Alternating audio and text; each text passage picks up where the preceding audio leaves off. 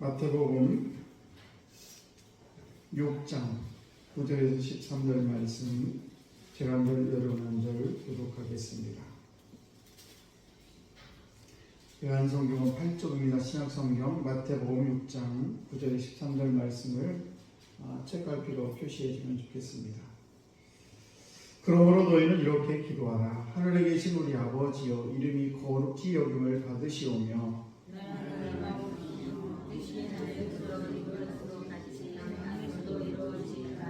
오늘 우리에게 일용할 양식을 주시옵고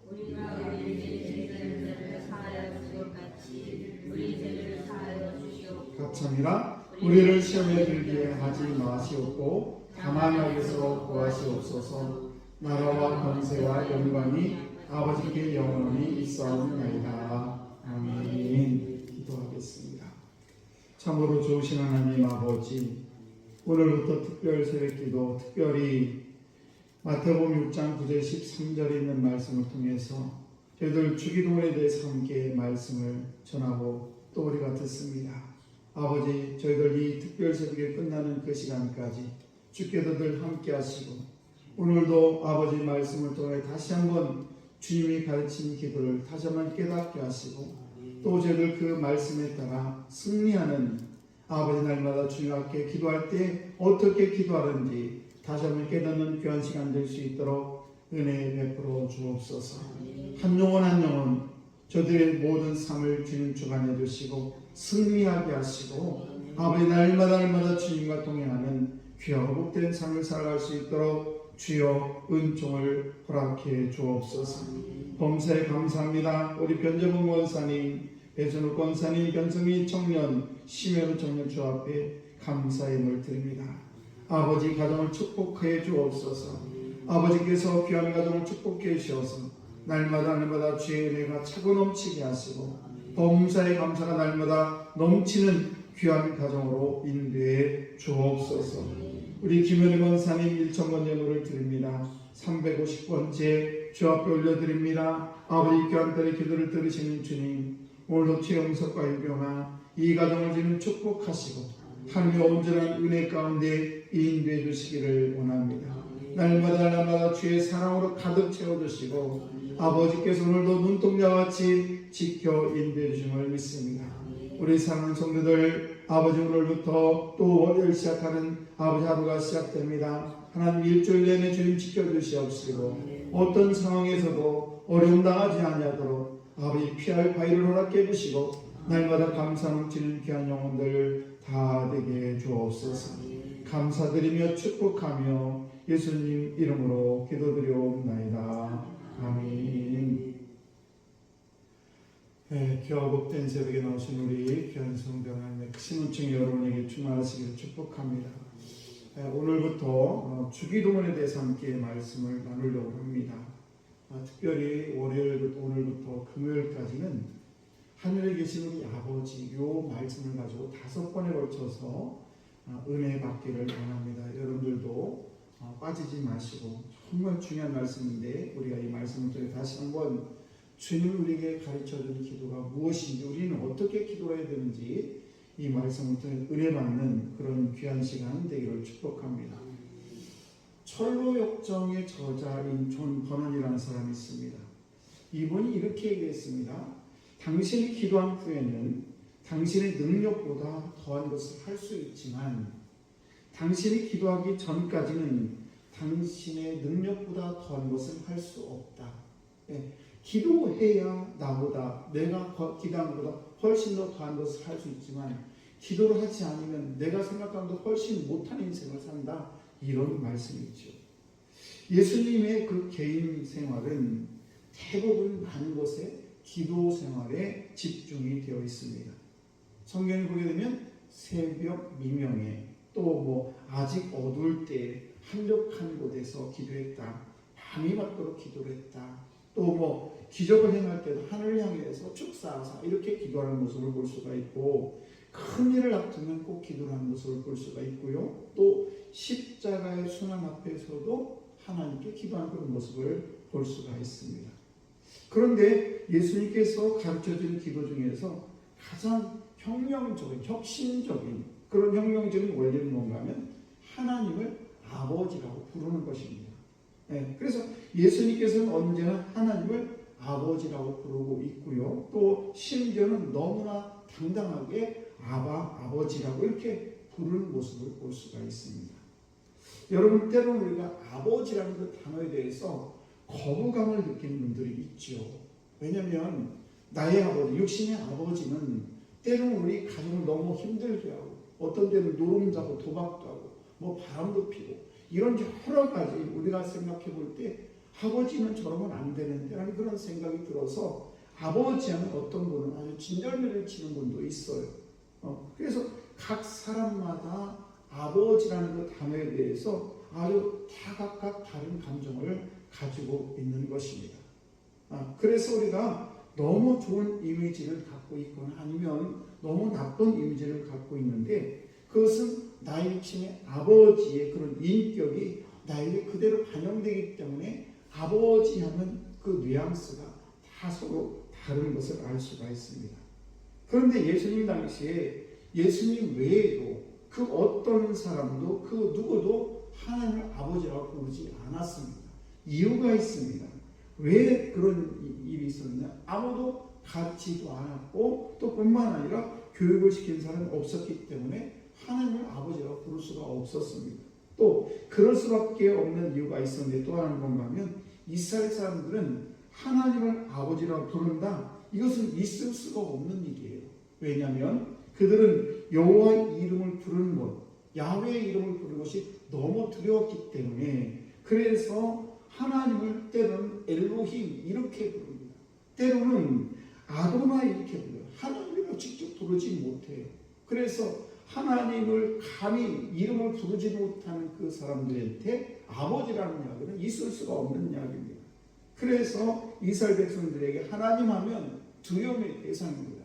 왜냐하면 구약성에 다 여러 가지 막 이렇게 두려움을 줬기 때문에 그래요. 그래서 심판의 하나님 또는 두려움의 하나님이었기 때문에 친근한 아버지라고 부를 수도 없었고 생각조차도 못했던 것입니다. 그런데 우리 예수님께서는 그 두려움의 대상이 되고 친근함이 없어 보이는 그런 심판의 하나님에 대해서 우리 예수님께서는 가장 친근하게 부르십니다. 하늘에 계신 우리 아버지. 네. 그래서 마태복음 6장을 보시게 되면 우리가 함께 읽은 6장 이렇게 쭉 보시게 되면 1절에도 끝에쯤에 보게 되면 너희 아버지께 또 4절에도 보게 되면 너희 아버지께 끝에 보게 되면 이렇게 되어 있고요.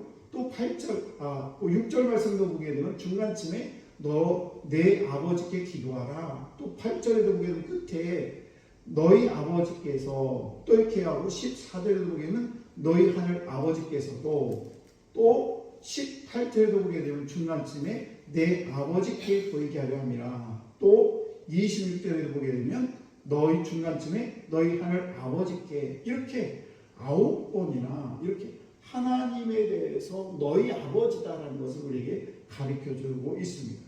그래서 이런 기쁜 소식이 세상에 어디 있을까? 하늘 아버지는 어떤 하나님 아버지입니까? 천지를 창조하신 하나님이시고 전능하신 하나님이시고 우리 아버지라는 사실에 대해서 우리는 상상할 수도 없는 것을 우리 예수님께서는 아버지라고 불러라. 나도 아버지고 너희도 아버지고 얘기하는 것을 알 수가 있습니다. 그래서 하나님은 우리 아버지다라는 것이 첫 번째 우리가 믿어야 될 그런 전제인 것입니다. 그래서 우리는 천지를 창조하신 전능하신 하나님, 우리의 생사와 복을 주관하신 그 하나님이 나의 아버지라는 이 믿음이 우리에게 먼저 있어야 그래 우리가 기도할 수가 있는 것입니다. 이것이 믿어지지 않고 이것이 전제가 되지 않는다면 우리는 기도를 할 수가 없는 것이죠.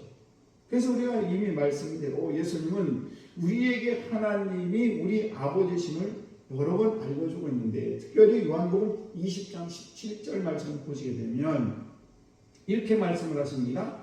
예수께서 이르시되 나를 붙들지 말라. 내가 아직 아버지께로 올라가지 아니하였노라. 너는 내 형제들에게 가서 이르되 내가 내 아버지 곧 너희 아버지 내 하나님 곧 너희 하나님께로 올라간다라 하시니 내 아버지 곧 너희 아버지 이렇게 내 하나님 곧 너희 하나님 이렇게 하나님에 대해서 예수님의 아버지가 될 뿐만 아니라 저와 여러분의 아버지라고 분명하게 말씀하고 있는 것입니다. 그리고 우리에게 실제적인 기도를 할 때 이렇게 기도를 하라고 가르쳐주고 있는데, 바리새인처럼 그냥 이렇게 중언부언하지 말아라, 허공을 치는 그런 기도하지 말라는 것입니다. 그러면서 구체적으로 이렇게 말씀하시죠. 그러므로 너희는 이렇게 기도하라, 이렇게 말씀합니다. 그러면서 하늘에 계신 우리 아버지, 얼마나 가슴 벅찬 그런 기도인지 알 수가 있습니다. 그래서 하나님이 아버지라면 우리는 그의 자녀가 마땅한 것입니다. 그래서 따라서 우리의 기도는 반드시 응답받는 것이죠. 왜냐하면 전능하신 하나님이 우리 아버지가 되시기 때문에 그렇습니다. 그래서 온 우주를 운행하시는 그 하나님이 아버지가 우리 아버지가 되기 때문에 그렇다는 사실입니다. 그렇다면 우리는 우리 하나님은 어떤 아버지실까라는 것입니다. 그 첫 번째만 말씀을 드리려고 합니다. 그 첫 번째는 믿을 수 있는 아버지라는 사실이에요. 그 하늘 아버지는 혹시 우리 육신의 아버지는 믿을 수 없지만, 옆집 아저씨는 믿을 수 없지만, 그러나 나의 하나님 아버지는 믿을 수 있는 아버지라는 사실입니다. 기도할 때에 가장 기본적인 조건이 뭐냐? 믿음이죠. 우리가 믿음이 없으니 기도한다, 이건 있을 수 없는 일이에요. 그러나 우리는 전능하신 하나님, 그분이 나의 아버지라는 것을 내가 믿음으로 말미암아 우리가 기본적으로 이 믿음이 성립될 때 우리는 기도할 수 있는 것이죠. 내 아버지가 아니고 나의 기도를 들어주지 못하는 아버지인데 내가 기도해도 무슨 소용이 있겠습니까? 그러므로 우리가 기도의 응답을 받기 위해서는 반드시 우리가 믿음으로 기도를 해야 되는 것입니다. 그래서 오늘 새벽에도 여러분이 나오셨을 때 우리가 믿음으로 기도하게 되면 우리 아버지이신, 가장 전능하시고 하늘 아버지이신 그 하나님 아버지가 우리의 기도를 들어 응답해 줌을 믿으시기 바랍니다. 그래서 예수님께서는 우리를 하여금 하나님 아버지에 대해서 절대적인 믿음을 갖기를 원한다는 사실입니다. 그래서 하나님은 우리가 생각하는 그런 적당한 하나님이 아니에요. 우리가 기도할 때 알았어, 이렇게 하면서 얼버무린 그런 하나님이 아니시고, 우리가 기도할 때 100% 응답하시는, 우리의 기도를 100% 들으시는 그런 하나님이라는 사실입니다. 그래서 우리는 이 하나님을 절대적으로 믿는 것이 가장 소중하다는 것입니다. 그래서 예수님께서는 그 누구도 가르쳐주지 않은 하나님이 나의 아버지 되심을 우리에게 가르쳐주고 있는 것입니다. 그래서 아버지는 믿을 수 있는 신뢰의 대명사다. 마태복음 6장을 보시게 되면 그것이 대주제예요. 아버지 하나님, 신뢰의 대전제가 되는 분이 누구냐고 하나님의 아버지, 그 아버지 하나님이라는 것입니다.